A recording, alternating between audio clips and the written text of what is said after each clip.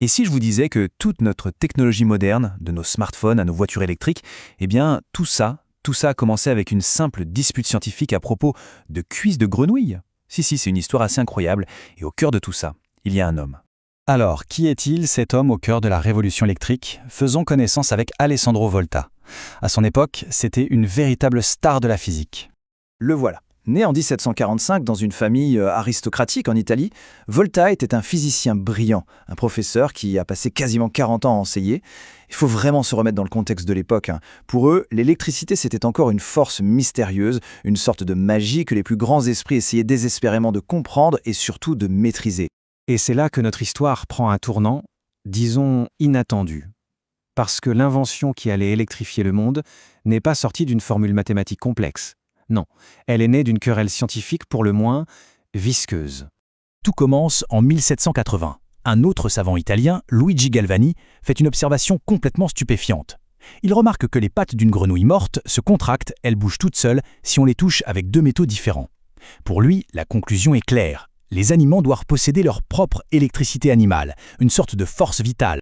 Et là, c'est le clash. D'un côté, on a Galvani, convaincu de son électricité animale. De l'autre, on a Volta qui est beaucoup plus sceptique. Pour lui, la grenouille, elle ne fait que réagir. C'est juste un détecteur humide. La véritable source du courant, selon lui, c'est le contact entre les deux métaux. La question était donc posée, le courant vient-il de la grenouille ou du métal?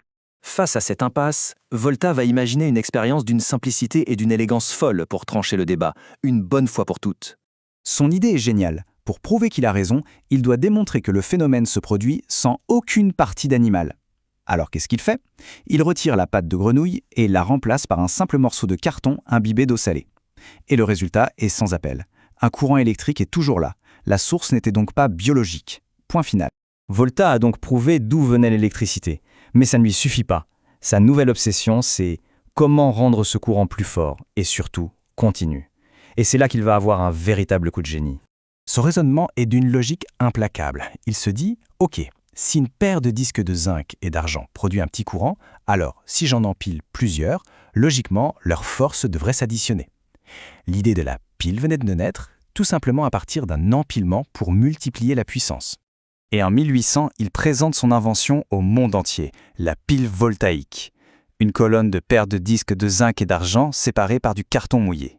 Ça a l'air de rien comme ça, mais c'est une révolution. Pour la toute première fois de l'histoire, l'humanité est une source de courant électrique stable et continue. La toute première batterie est née. Et attention, ce simple empilement de disques, ce n'est pas juste une curiosité de laboratoire. Non, c'est une véritable onde de choc qui va redéfinir la science et à terme notre quotidien à tous. En fait, de l'invention de Volta découle une lignée directe vers toutes nos batteries modernes. L'impact a été immédiat d'ailleurs. En quelques semaines, des scientifiques utilisaient déjà la pile pour décomposer l'eau en oxygène et en hydrogène, ce qui a carrément fondé une nouvelle science, l'électrochimie. Chaque appareil sans fil qu'on utilise, nos téléphones, nos ordinateurs, tout ça, puise ses racines dans cette simple colonne de métal inventée en 1800. Bien sûr, le prestige de Volta devient immense. Napoléon Bonaparte lui-même, fasciné, l'invite à Paris. Mais le plus grand hommage, l'hommage suprême, viendra en 1881 quand la communauté scientifique décide de nommer l'unité de tension électrique le volt. Son nom est ainsi devenu éternel. Mais réduire Volta à l'inventeur de la pile, ce serait une erreur. Son génie et sa curiosité étaient insatiables et le menaient bien au-delà des seuls mystères de l'électricité.